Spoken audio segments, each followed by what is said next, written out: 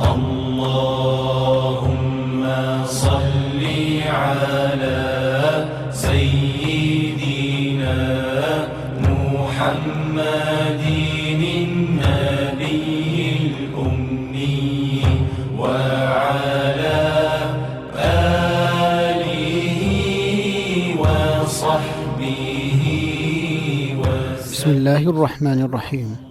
کتێبخانەی ڕۆشنایی دەنجی فەزڵ و پاداشتی سەڵاوەتدان لەسەر پێغەمبەر صلی الله عليه وسلم. ئامادەکردن و نووسینی هێمن فاروق. پێداچوونەوەی دکتۆر کەمال سادق یاسین، مامۆستا لە کۆلێژە زانستە ئیسلامیەکان. خوێندنەوەی ئیدریس مەلا موحسین.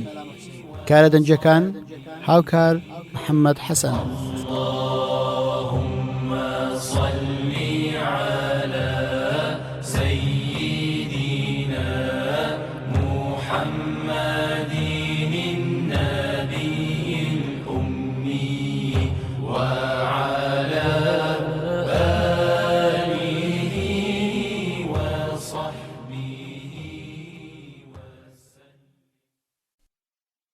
خوێنەری بەڕێز ئەم تڕاکە بەکۆتا هات.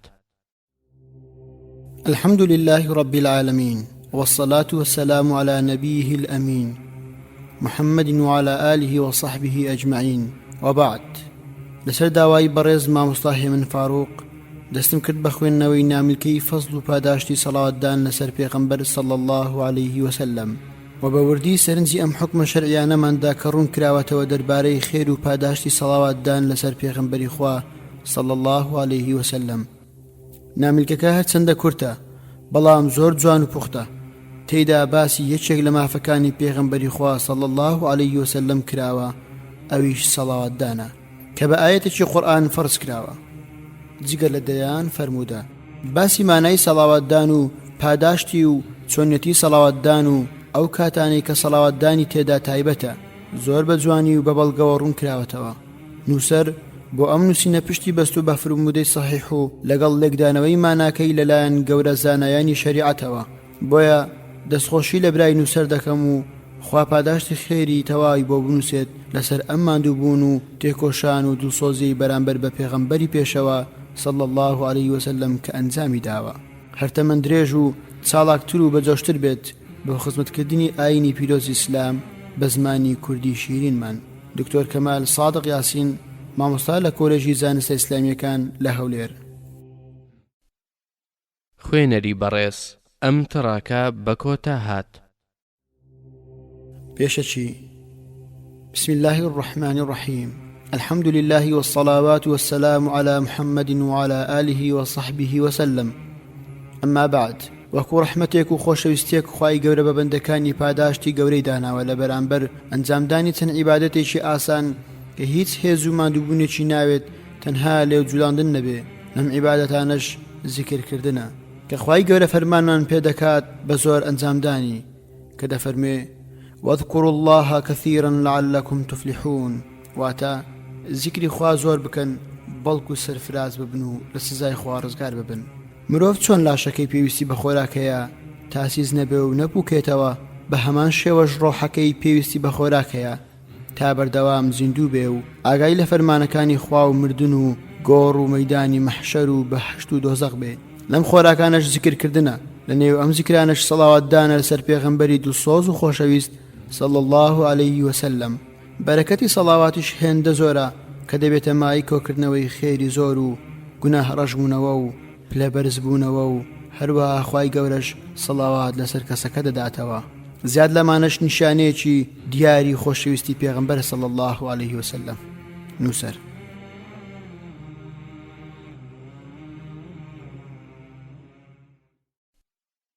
خوێنەری بەڕێز ئەم تڕاکە بەکۆتا هات. مانای سەڵاوات.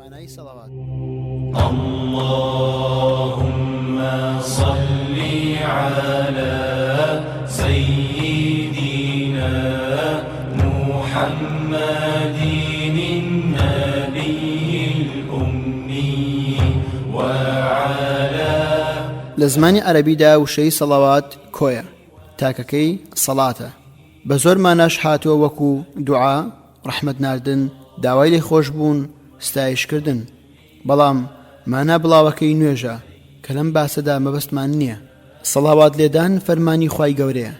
خوای گەورە وەک شەڕەف و ڕێزێنانێک لە پێغەمبەرەکەی صلی الله عليه وسلم لە ژیانی دنیا و دوای مردنی و تا ڕۆژی دوایی ئەم ئاەتەی دابەزان کە دەفەرموێ: إن الله وملائكته يصلون على النبي يا أيها الذين آمنوا صلوا عليه وسلموا تسليما.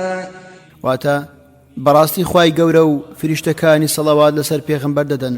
دەسا ئەی ئەوانەی باوەڕدارن ئێوەش سەڵاوات لێدەن و سەلامی لێکن بە سەلامکردن بە دڵ و بە زمان. مانای سەڵاوات لێدانی خوای گەورە و فریشتەکان و باوەڕداران بۆ پێغەمبەر صلی الله عليه وسلم. سەڵاواتی خوای گەورە بۆ پێغەمبەرەکەی بریتیە لە ناردنی ڕەحمەت و ستایشکردن و باسکردنیەتی بە چاکە لە لای فریشتەکانی. سەڵاواتی فریشتە و مرۆڤەکانش بۆ پێغەمبەر صلی الله عليه وسلم مانایی پاڕانەوە دەگەێنێ لە خوای گەورە کە پلەی پێغەمبەرەکەی لە لای خۆی بەرزتر بکات. مانای سەلامکردن. سەلامکردن لە پێغەمبەر صلی الله عليه وسلم بەم جۆرە دەوترێ: السلام عليك يا رسول الله، واتە سەلامت لێبێت ئەی پێغەمبەری خوددا.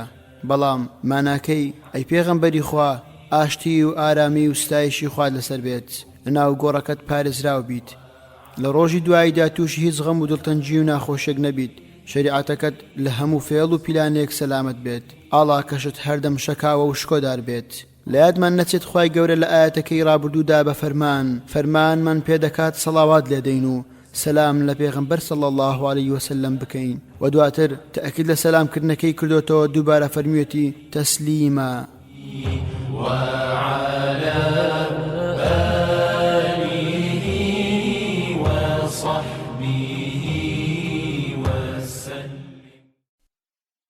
خوێنەری بەڕێز ئەم تڕاکە بە کۆتا هات. چۆن سەڵاوات لە دیداری پێغەمبەر بدەین صلی الله عليه وسلم. اللهم صل على سيدنا محمد النبي الأمي وعلى آله. چەند فەرمودەیەک هەیە باز لە چۆنێتی سەڵاوات لێدان دەکا، بەڵام لێرە تەنها ئاماژە بە دوو فەرمودە دەکەم، چونکە هەموو فەرمودەکان و شەو ماناکانیان لە یەکتریەوە نزیکن. فەرمودەی یەکەم: عن أبي حميد الساعدي رضي الله عنه أنهم قالوا: يا رسول الله كيف نصلي عليك؟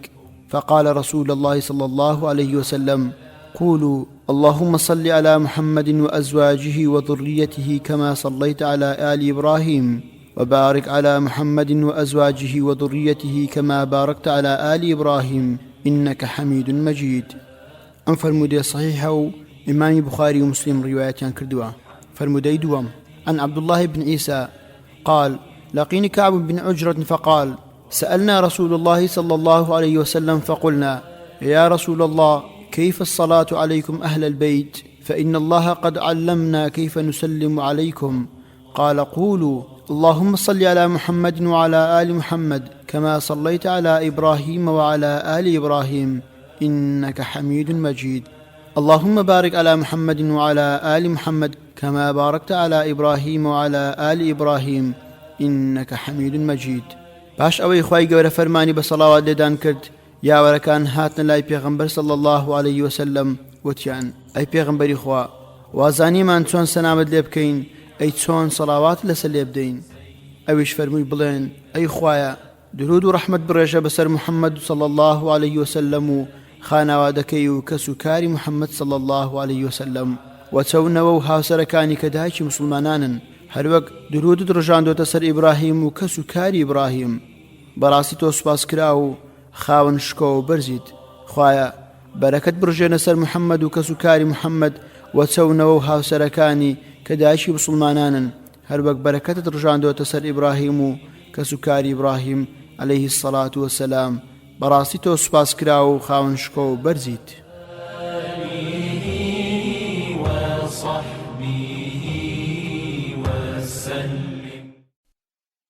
خوێنەری بەڕێز ئەم تڕاکە بە کۆتا هات. گەورەی سەڵاوات لە فرمودەکانی پێغەمبەر صلی الله عليه وسلم. اللهم صل على سيدنا محمد النبي الأمي وعلى آله. یەکەم سەڵاوات و سەلامەکان بە پێغەمبەر صلی الله عليه وسلم دەگەن.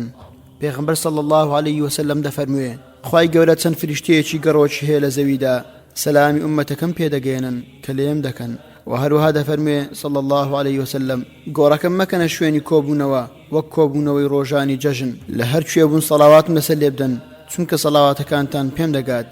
لە ڕوانگەی ئەم فەرموودەوە زانایان فەرموویانە سونەت وایە تەنها بەو مەبەستە بڕۆینە شاری مەدینە کە سەردانی مزگەوتی خۆشەویست بکەین پاشان دەکرێت بۆ سەلامکردن لە خۆشەویست بچیت زیارەتی گۆڕی پیرۆزی بکەیت. ئەی مسلمانانی خۆشەویست لە هەر شوێنێک بوویت سەڵاوات لەسەر پێغەمبەر بدە صلی الله عليه وسلم جا لە وشکانی بووی یان لە ئاسمان یان لە دەریا چونکە بە دڵنیاییەوە بە پێغەمبەر صلی الله عليه وسلم دەگات هەروەک پێغەمبەر صلی الله عليه وسلم دەفەرموێ زۆر سەڵاواتم لەسەر بدەن چونکە خوای گەورە لای گۆڕەکەم فریشتەیەکی بۆم ڕاستپاردووە هەر کاتێک کەسێک لە ئومەتەکەم سەڵاواتم لەسەر بدات ئەم فریشتەیە پێم دەڵێ ئەی محەممەد فلانی کوڕی فلان لەم کاتەدا سەڵاواتی لەسەر تۆدا ئایا پێت خۆش نییە ناوت لای خۆشەویستەکەت بێت وەڵامی سەڵاواتەکەت بداتەوە کەواتە درێغی مەکە لە سەڵاوات و سەلامکردن چونکە پێغەمبەر صلی الله عليه وسلم وەڵامی سەلامەکەت دەداتەوە. وەکو دەفەرمێ صلی الله عليه وسلم هەر کەسێ سەلامم لێ بکە ئەوە خوای گەورە ڕۆحم بۆ دەجێڕێتەوە تا وەڵامی سەلامەکەی بدەمەوە. دووەم هەر کەسێک یەک سەڵاوات لێ بدات خوای گەورە 10 سەڵاواتی لەسەر دەدات. پێغەمبەر صلی الله عليه وسلم دەفەرموێ هەر کەسێک یەک سەڵاواتم لەسەر بدات خوای گەورە 10 سەڵاواتی لەسەر دەدات. وەک ڕێزێنانێک و گەورەکردنێک بۆ ئەو کەسەی یەک سەڵاوات لێ دەدات خوای گەورە 10,000 باس و ستایشی ئەو کەسە دەکات لە لای فریشتەکانی. ئەگەر حەز دەکەی خوای گەورە بە گەورەی خۆی سبحانه وتعالى لە ئاسمانەوە ناوت بهێنێ و مەدحت بکات ئەوە ئاسانە دەست بکە بە لێدانی سەڵاوات لەسەر پێغەمبەر صلی الله عليه وسلم. تەرخانکردنی سەڵاوات لێدان لە ناو دوعاکان دەبێتە هۆی نهێشتنی غەم و ناخۆشی و دابینکردنی خواستەکانی دنیا و قیامەت. لە فەرمودەیەک کە ئوبەی کوڕی کەعب خوالی ڕازی بێت جێراوێتەوە گوتم ئەی پێغەمبەری خوا صلی الله عليه وسلم من دەمەوێت زۆر سەڵاوات لە دیدارت بدەم ئایا لە دوعاەکانم چەندێ دابنیم بۆ سەڵاوات فەرمووی بە ئارەزوی خۆت بکە. من وتم چوارێکی دوعاەکانم تایبەت دەکەم بۆ سەڵاوات فەرمووی بە ئارەزوی خۆت ئەگەر زیاتر بێت خێری زۆرترە بۆت.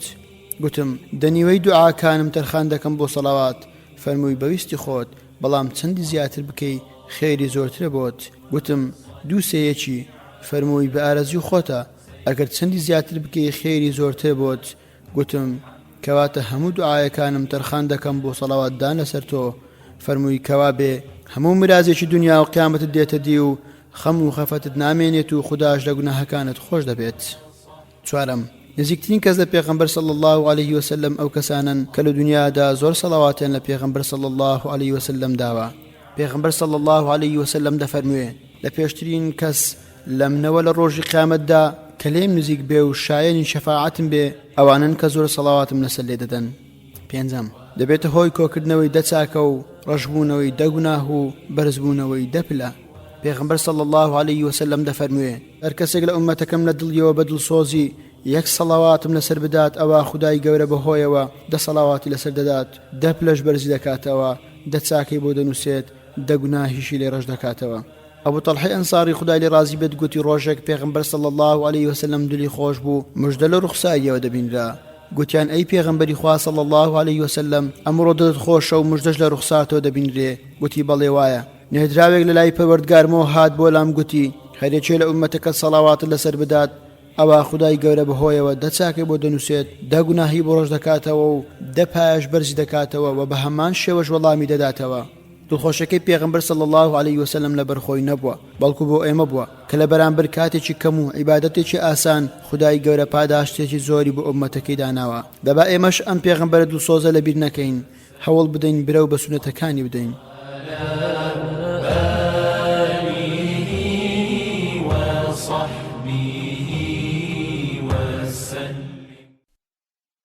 خوێنەری بەڕێز ئەم تڕاکە بە کۆتا هات. زۆر سەڵاوات لێدان لە شەو ڕۆژی جومعەدا.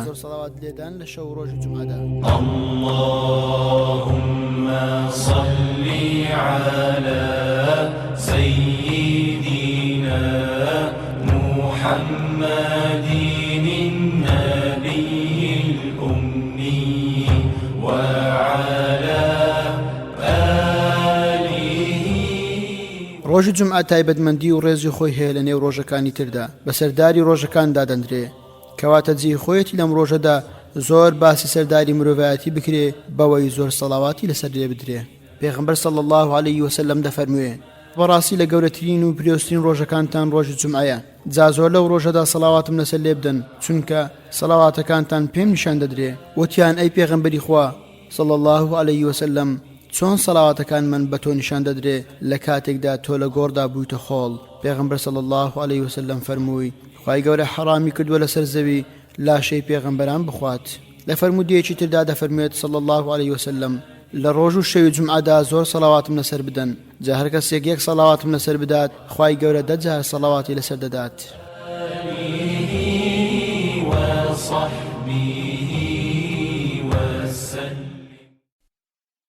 خوێنەری بەڕێز ئەم تڕاکە بە کۆتا هات. سەڵاواتدان لە کاتی هاتنی ناوی پێغەمبەر صلی الله علیه وسلم. اللهم صل على سيدنا محمد النبي الأمي وعلى یەک لە نیشانەکانی دەربڕینی خۆشەویستی بۆ پێغەمبەر صلی الله علیه وسلم سەڵاواتدانە لە کاتی بیستنی ناوی پێغەمبەر صلی الله علیه وسلم بە دەنگێکی نزم. بەڵام ئەو کەسانی گوێبیستی ناوی پێغەمبەر صلی الله علیه وسلم دەبن لەسەر دڵیان گرانە یا گوێ بە گەورەی ئەو پێغەمبەرە نادەن صلی الله علیه وسلم کە لێویان بە سەڵاوات لێدان بجوڵێنن، ئەوها پێغەمبەری خۆشەویست و دڵسۆز صلی الله علیه وسلم بەم جۆرە وەسفیان دەکات. یەکەم زەلیل بوون. پێغەمبەر صلی الله علیه وسلم دەفەرموێ واتە ئەو کەسە لوتی لە خۆڵ بچەقێت زەلیل بێ کە ناوی منی لەلا دەهێنرێ و سەڵاواتم لەسەر نادات، جا چ بەدبەختێکە کە ئەو کەسەی پێغەمبەری خوا صلی الله علیه وسلم دوعای لێ بکات. دووەم ڕەزیلی و چروکی.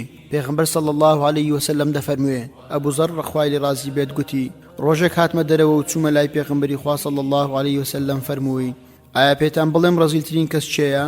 وتیان بەڵێ ئەی پێغەمبەری خوا صلی الله علیه وسلم. فەرمووی ڕەزیل ئەو کەسێک کە ناوی من لە لای دەبرێ کەچی سەڵاواتم لەسەر نادات.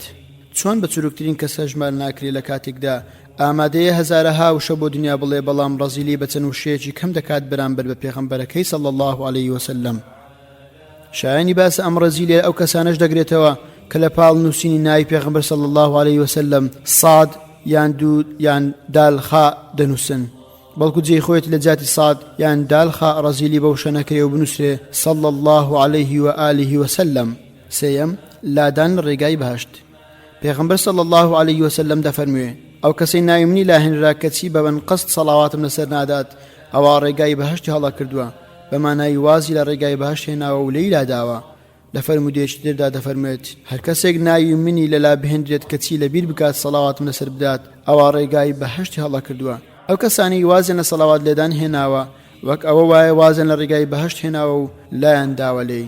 چوارەم دووری لە ڕەحمەتی خوا. ڕۆژێ پێغەمبەر صلی الله علیه وسلم بەسەر مینبەرەکەی کەوت، بەسەر هەر پایەکی دەکەوت جبریل علیه السلام دوعایەکی دەکرد، پێغەمبەری صلی الله علیه وسلم دەیفەرموو ئامین. یاوەرەکان دەربارەی ئەو سێ ئامینکردنە پرسیاریان لە پێغەمبەر صلی الله علیه وسلم کرد. پێغەمبەری صلی الله علیه وسلم فەرمووی جبریل علیه السلام هاتە لام لە هەر پایەیەک کە سەر دەکەوتم دوعایەکی دەکرد. لە هی سێیەم فەرمووی هەر کەسێک ناوی تۆی لەلا هێنرا سەڵاواتی لەسەرت نەدا ئەوە خوای گەورە دووری بخاتەوە لە ڕەحمەتی خۆی. پێغەمبەریش صلی الله علیه وسلم ئامین لەسەر کرد بەمانای خوا قبوڵی بکات. مسلمانی ڕاستەقینە پێغەمبەری صلی الله علیه وسلم لە خۆی و دایک و باوک و خێزان و منداڵەکانی و لە هەموو خەڵکی تر زیاتر خۆش دەوێ، هەر لەگەڵ بیستنی ناوی صلی الله علیه وسلم زمانی بە سەڵاوات لێدان دەجوڵێنێ.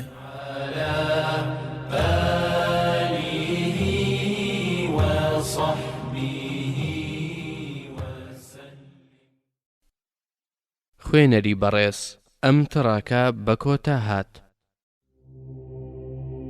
ئەو کاتانەی کە پێغەمبەر صلی الله عليه وسلم سەڵاواتی تێدا تایبەت کردووە. اللهم صل على سيدنا محمد النبي الأمي وعلى آله وصحبه. خۆی سەڵاوات لێدان لە هەر کاتێکی شەو و ڕۆژدا ئەنجام بدرێ خێرە، بەڵام دیاریکردن و تایبەتکردنی لە هەر کات و شوێنێکدا ئەمە تەنها مافی پێغەمبەرە صلی الله عليه وسلم کە بۆمان دیاری بکات، نەوەک بە حەز و ئارەزوی خۆمان دیاری بکەین. هەر بۆیە زانای بەناوبانگ ئیبن قەیم جەوزی ڕەحمەتی خودای لێبێت لە کتابی جەلاء الئەفهام دەفەرموێ لە 41 شوێن باسی سەڵاواتدانی کردووە، بەڵام ئێمە تەنها هەندێکیان لێ باز دەکەین. یەکەم، لە دوای وتنی شەهادە لە تەحیاتی ناو نوێژدا کە لەم شوێنەدا فەرز و واجبە، بەڵام لە شوێنەکانی دیکە سونەتە. فوزاڵەی کوڕی عوبەید خوای لێ ڕازی بێت گوتی پێغەمبەر صلی الله عليه وسلم گوێی لە پیاوێک بوو لە ناو نوێژدا دەپاڕایەوە بێ ئەوەی سوپاس و ستایشی خوای گەورە بکات و سەڵاواتی لەسەر پێغەمبەر صلی الله عليه وسلم بدات. نوێژەکەی تەواو کرد، جا پێغەمبەر صلی الله عليه وسلم فەرمووی ئەمە پەلەی کرد، پاشان بانجی کرد. بە ئەو کەسانی تریشی فەرموو ئەگەر یەکێکتان نوێژی کرد با بە سوپاس و ستایشی خوای گەورە دەست پێ بکات، تەحیات بخوێنێت، لە پاشان سەڵاوات لەسەر پێغەمبەری خوا بدات، پاشان ئەوەندەی وستی لێیەتی داوای شت بکات و بپاڕێتەوە. دووەم، بەیانیان و ئێواران پێغەمبەر صلی الله عليه وسلم دەفەرموێ هەر کەسێ کاتێ بەیانی بەسەردادێت دەجار و کاتێ ئێوارێ بەسەردادێت دەجار سەڵاواتم لەسەر بدات، ئەوە لە ڕۆژی قیامەتدا بەر شەفاعەتی من دەکەوێ. سێیەم، لە کاتی دانیشتن لە هەر کۆڕ و مەجلیسێک پێغەمبەر صلی الله عليه وسلم دەفەرموێ هەر کۆمەڵە و کەسێک لە دانیشتگایەکدا دانیشتن و زیکری خوای گەورەیان تێدا نەکرد و سەڵاواتیشان لەسەر پێغەمبەرەکەیان نەدا صلی الله عليه وسلم، ئللا ئەم دانیشتنە لە قیامەتدا دەبێتە مای کەم و کوڕی و خەم و حەسەد بۆیان. جا ئەگەر خوای گەورە ویستی سزایان دەدات و ئەگەر ویستیشی بە ڕەحمەتی خۆی لێیان خۆش دەبێت. بۆیە وا باشە لە هەر دانیشتنێک لەبەر خۆتەوە بڵێیت الحمد لله والصلاة والسلام على محمد وعلى آله وصحبه وسلم. وتنەوەش یەکجار بەسە بۆ ئەوەی دانیشتنەکەت بەرەکەتدار بێ و دوور بێ لە گوناه و کەم و کوڕی و پەشمان بوونەوە.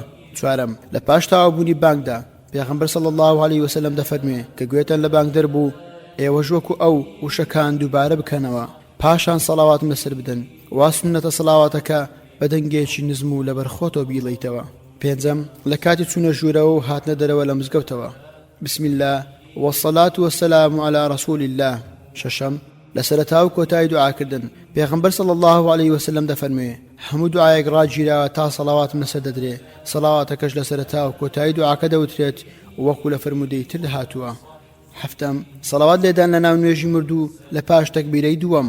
ئومامە خوالی ڕازی بێ دەڵێ پیاوێک لە یاوەرانی پێغەمبەر صلی الله عليه وسلم پێی وتم سنە دوایە لە نوێژی جەنازەدا ئیمام الله ئەکبەر بکات، پاشان دوای الله ئەکبەر سوورەتی فاتحە ببێ دەنجی و لەبەر خۆیەوە بخوێنێت، پاشان دوای الله ئەکبەری دووەم سەڵاوات لەسەر پێغەمبەری خوا صلی الله عليه وسلم بدات.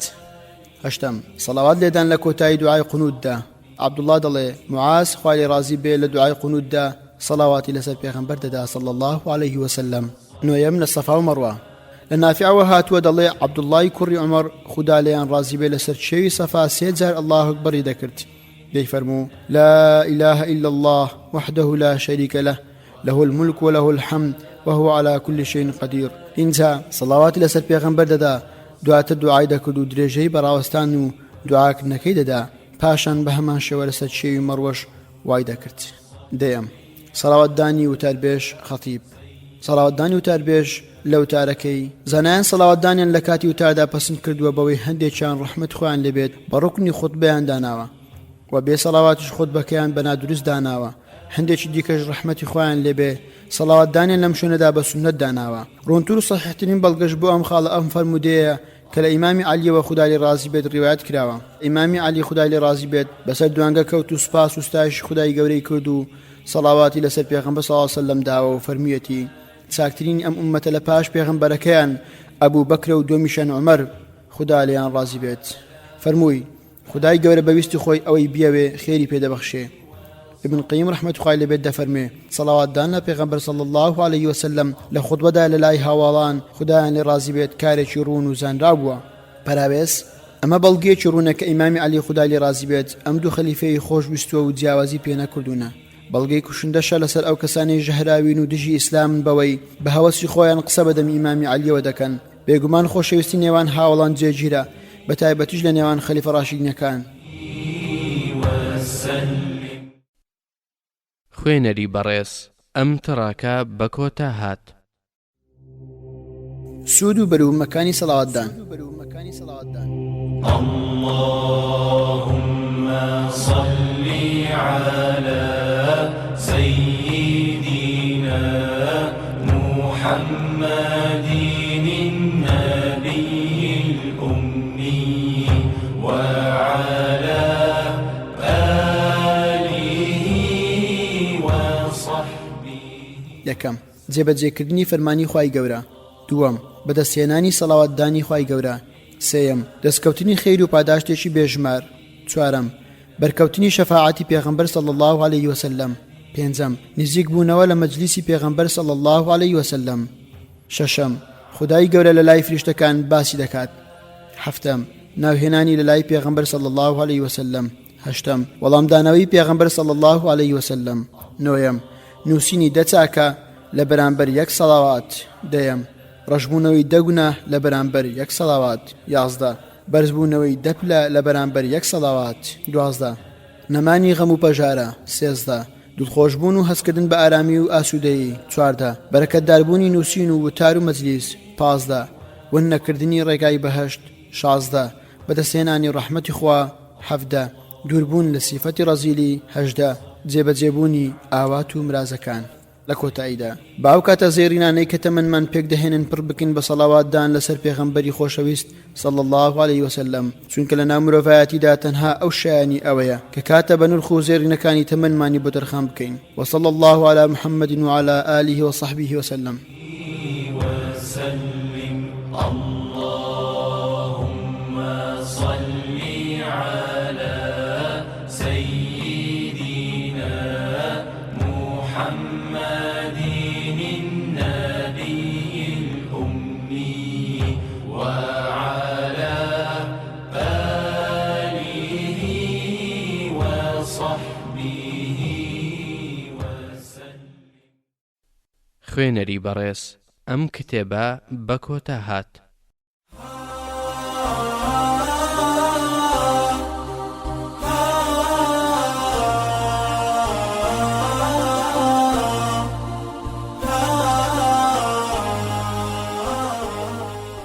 بسم الله الرحمن الرحيم.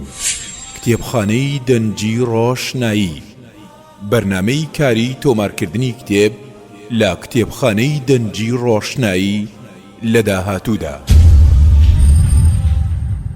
بە پشتیوانی پەروەردگار. کتێبخانەی دەنجی ڕۆشنایی لە داهاتوودا دەست دەکات بە تۆمارکردنی کتێبەکانی لەم بوارانەدا. بواری فکری کە تێیدا ململانەی فکری و چەمکەکانی فکر و هەڵسەنگاندنی فکری و بنچینە و بنەماکانی فکر و بەرهەم و بەرووبوومەکانی فکری ڕاستەقینە دەوروژێنێت. بواری پزیشکی کە لە پزیشک و پزیشکایەتی لە ئیسلام و پرسیار و وەرامی پزیشکی و چارەسەری لاشە و خۆپاراستن و فریاگوزاری سەرەتایی و لە چەندان بابەتی تر پێک هاتوون. بواری مێژووی، ئەمەش کۆمەڵێک بابەتی گرنگی وەک مێژووی ئیسلامی و ئەوڕۆپی و مێژووی سەراتاکان و کۆنەکان و مێژووی گۆڕانکاریەکان و ڕووداوە گرنگەکان و ڕاستکردنەوەی کۆمەڵێک هەڵە و گومانی مێژووی و شارستانی وڵاتان و چەندان بەرهەمی تر.